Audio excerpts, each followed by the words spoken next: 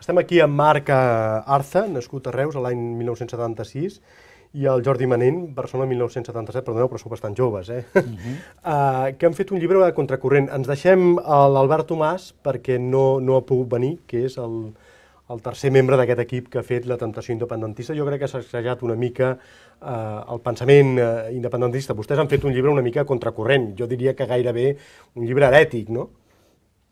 Sí, érem molt conscients quan vam començar a escriure el llibre que era contracorrent. Herètic sabíem que seríem una mica, doncs, diguem, molt criticats i per l'independentisme. I ho han estat? Sí, bastant. Amenaces, botiflers, etcètera? No, això no. A veure, amenaces no. El que passa, sí, els insults, sobretot ha estat molta gent que ens ha insultat, independentistes que nosaltres diem de xapa. Ara veig que comencen a ser importants, no? En aquest país, quan t'insulten és que comença a ser important, no? Suposo. Podria descriure una mica quina mena d'insults i si han arribat via web? No, a veure, els típics, els que diem en el mateix llibre, diem que si botiflers, que si independentistes endarrerits, que si traïdors, és a dir, qualsevol autocrítica que fem, és un llibre que fem crítica del nacionalisme català, al sobiranisme, a l'independentisme, al mateix nacionalisme, i per tant, qualsevol crítica, desgraciadament, una part molt important de l'independentisme, que nosaltres en diem l'independentisme de xapa, que és molt, molt passional, no és benvinguda. L'independentisme de xapa és l'independentisme friqui, per entendre? Sí. Què és l'independentisme friqui? Digui'm noms o fins i tot partits si s'atreveixen. El que ha passat en la forma en com ha estat rebut el llibre, com a crítiques, crec que el Jordi era una mica tou, sí que se'ns ha dit de tot, se'ns ha arribat a dir en alguns fòrums d'internet, crec que val la pena, fins i tot que estàvem a sou dels serveis secrets espanyols, que això tenia una gràcia particular. A mi també m'ho deien, si els serveis de consol. I de fet ja ens agradaria, diguem, no estaria de més, tot és cobrar i a més s'hi ajuda a revertir un pèl que pagui el KGB, que em sembla que deuen pagar molt millor. Però aquí el que hem acabat veient en la forma en com el llibre ha estat rebut, en les crítiques molt dures que ens han vingut des de l'independentisme, és que l'independentisme està poc acostumat a rebre crítiques fortes de base sobre el seu discurs, en part perquè és una de les coses que citem al llibre, des del sobiranisme, des del nacionalisme català, bàsicament tota l'època Pujol, l'independentisme ha estat consentit. Se l'ha deixat fer, en el sentit que bé, eren els germans petits, diguem, era petit, era gairebé irreverent, i vaja, no tenia massa importància i per tant se l'ha deixat fer camí. I mai no se li havia plantat cara des d'un punt de vista teòric, de dir, escolteu, això que vosaltres dieu no només és impossible, sinó que a més porta el país pel camí del pedregar. Seré poc original, però vostès treballen a sou d'Espanya, doncs? No pas. En absolut. Déu me'n guard. De fet, perdoni, em sap greu que no hagi vingut l'Albert Tomàs perquè ell va ser fins i tot dirigent del bloc d'estudiants independentistes. Hi ha un moment del llibre que diem que tot nacionalista és tendencialment independentista. I això, en certa manera, és cert. El que passa que saps que la realitat és la que és, les dificultats són les que són, i el que no podem fer és aquí fer el ridícul, perquè el tema de la independència és un tema realment molt seriós. I de la manera que es tracta amb frivolitat, amb immaduresa, amb vulgaritat, vull dir, atenció, construir un estat és una cosa molt sèria, i precisament els independentistes són els que menys sentit d'estat tenen, perquè aquests independentistes més passionals, perquè precisament fa 300 anys que no... Ara que diu els independentistes tenen poc sentit d'estat, jo quan parlo d'independència, clar, se m'ocorreix el senyor Laporta, el senyor López Tena, el senyor Puigcercós, el senyor Carretero... La indirecta va per algun d'ells? La forma com nosaltres ho hem plantejat a vegades... No, perdó, la indirecta va... Sí, a veure... Va per algun d'ells? Tots aquests partits polítics independentistes que desgraciadament es trossegen entre ells, que se scindeixen, es barallen contínuament, ja sabem que al món hi ha baralles, que a tots els partits hi ha baralles, però a l'independentisme això està multiplicat per no sé quant. Aleshores, això és una falta de maduresa, perquè falta sentit d'estat vol dir que tu vas a fer un estat necessites la màxima unitat i cohesió interna del teu partit, dels partits del costat, de tota la població, i per tant no és això. Respecte a les crítiques que ens deia abans, les crítiques han vingut de gent, evidentment anònima, que no coneixem, sobretot a la blogosfera, però no, de dirigents concrets de partits polítics de moment no, però bueno, la maduresa és general. Jo diria sempre, perdona, responent a la pregunta que ens feies abans, nosaltres amb l'independentisme, alguna vegada ho hem comentat en alguna presentació, ho compartim tot excepte la ingenuïtat.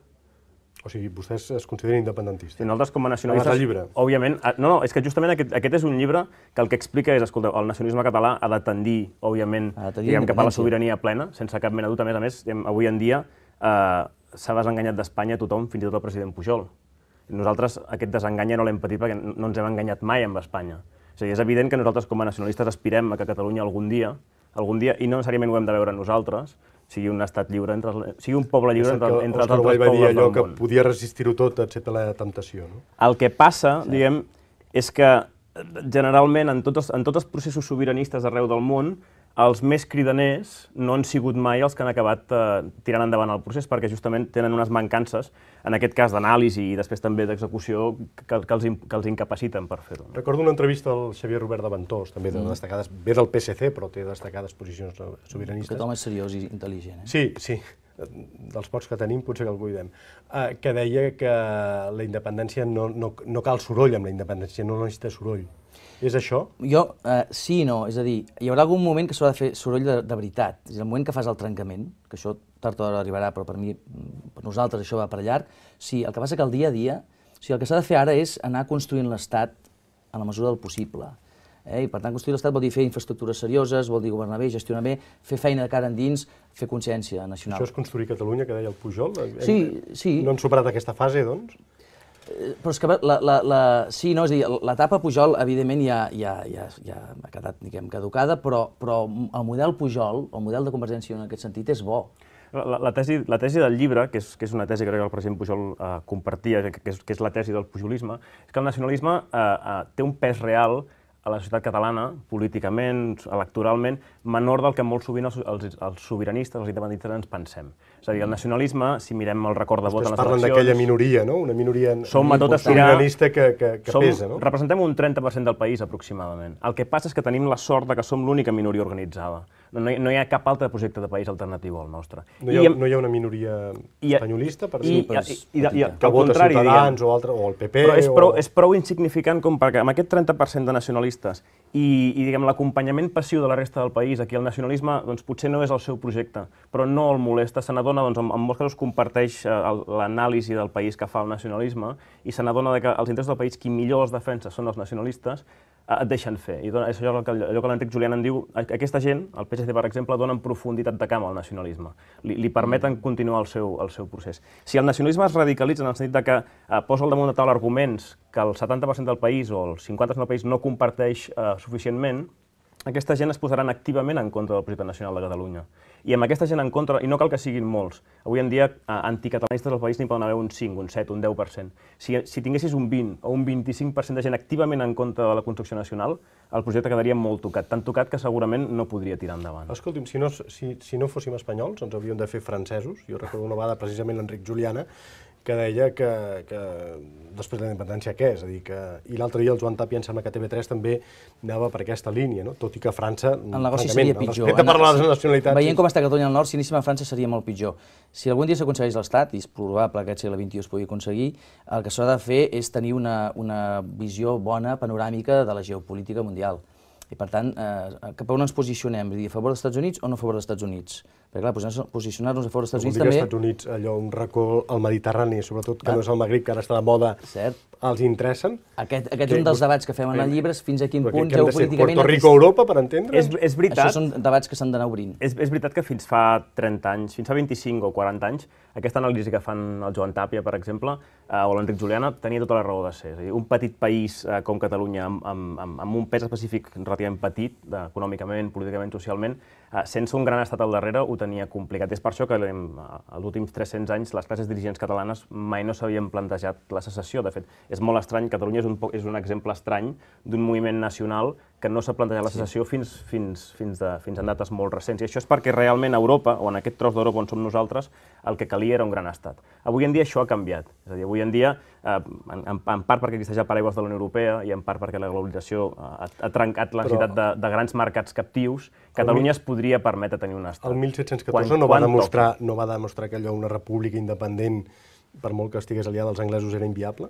Sí, però el context històric, econòmic, social del segle XVIII i el del segle XXI són molt diferents. Què ha fallat en les classes dirigents catalanes? Vostè t'ha esmentat ara classes dirigents. És difícil de dir. Jo crec que altura política... Sí, ha fallat alguna cosa, jo crec que ha fallat molt. Sí, estem parlant dels últims 3 segles, per exemple, no? Sí, en general, no? Jo crec que altura política, falta de saber gestionar bé el poder, és a dir, el poder és una cosa molt seriosa i no la pots tractar amb frivolitat, i sobretot saber amb quines forces comptes. I si tu tens una força, és com allò del primo de Zumosol, no? Si tu, quan ets un nen petit a l'escola, no et pots enfrontar al nen que et roba la pilota que et dobla d'alçada. Això ho deia el president Pujol amb l'Estatut, que vam anar una mica de fatxendes. Sí, ara venim nosaltres, així és acabat, boomerang, frustració, això no ens ho podem permetre, i per tant aquí cal molta habilitat política. Al llibre parlem d'estats petits, Andorra, per exemple, doncs com s'entén que Andorra fa moltíssims i moltíssims anys que és estat i manté, malgrat tot, la seva identitat.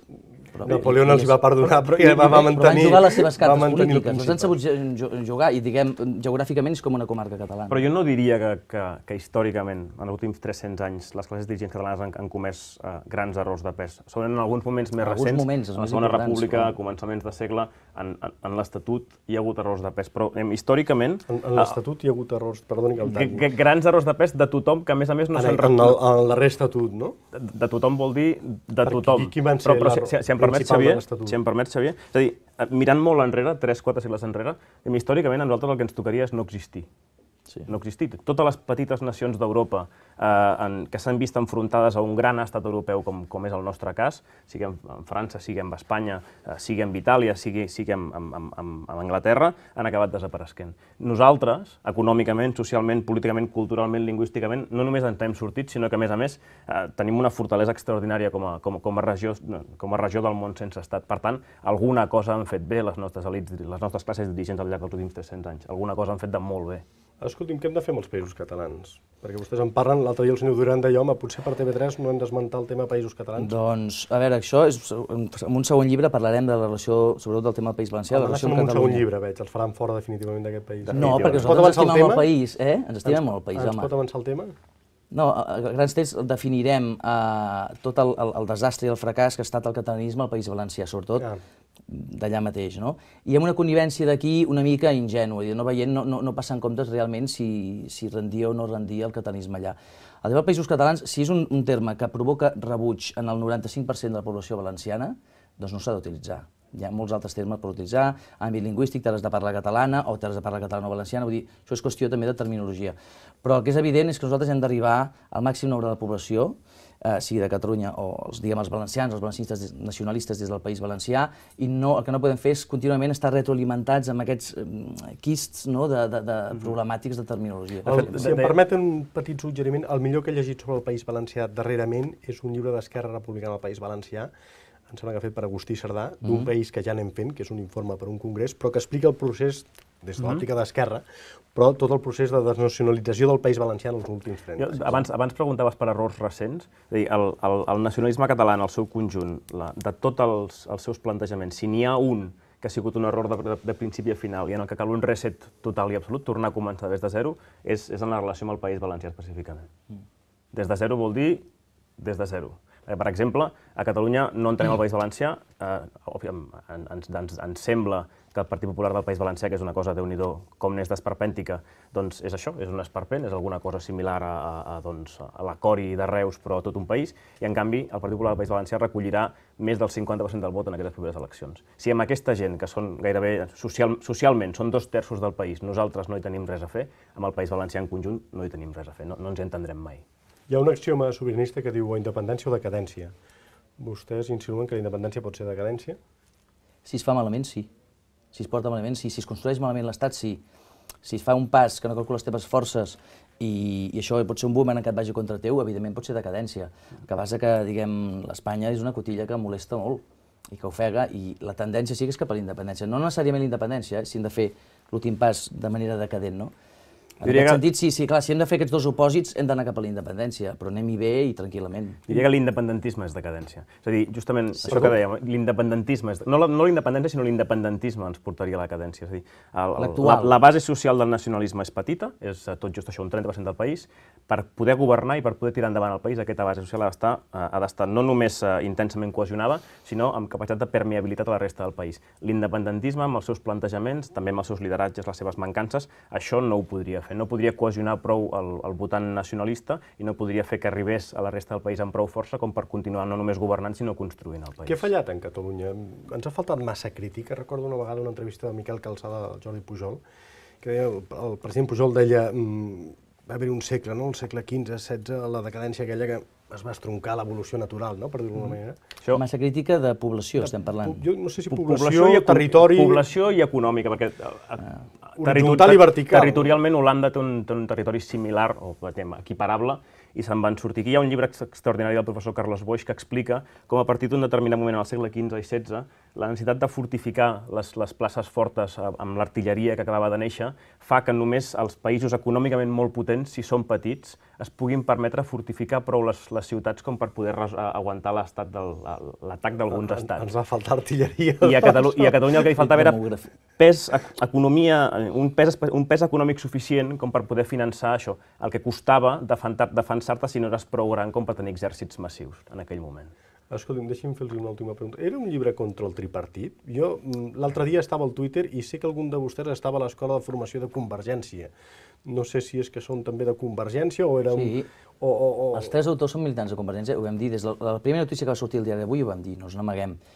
No és un llibre de partit. Nosaltres defensem el model convergent, el model per treballar com a mitjà pel país, i un llibre contra el tripartit no. Sí que piquem fort contra certes coses del tripartit i sobretot contra Esquerra Republicana, tant de bo tinguéssim una Esquerra Republicana molt més madura, però la tesi principal del llibre és encara som febles, ens hem de fer més forts, tant pel centre-dreta nacionalista suïsta català com pel centre-esquerra, i no fem passos en fals. Sí que hi havia un argument contra el tripartit i específicament contra una argúcia del Partit Socialista, i és que el PSC, que són següent el partit més estructurat i amb uns líders, i tenen uns líders, no sé si molt intel·ligents, però sí extremadament sagaços, el PSC sabia que amb l'espantall d'Esquerra Republicana i dient-li al votant convergent tu no t'estimes prou al país perquè no ets independentista, podria trencar aquesta bossa de vot cohesionat convergent, que és el que fa que Convergència pugui governar el país. És a dir, si el vot nacionalista es divideix entre Esquerra Republicana i Convergència i Unió de forma igual i no s'agrupa al voltant d'un gran partit com és Convergència, per exemple,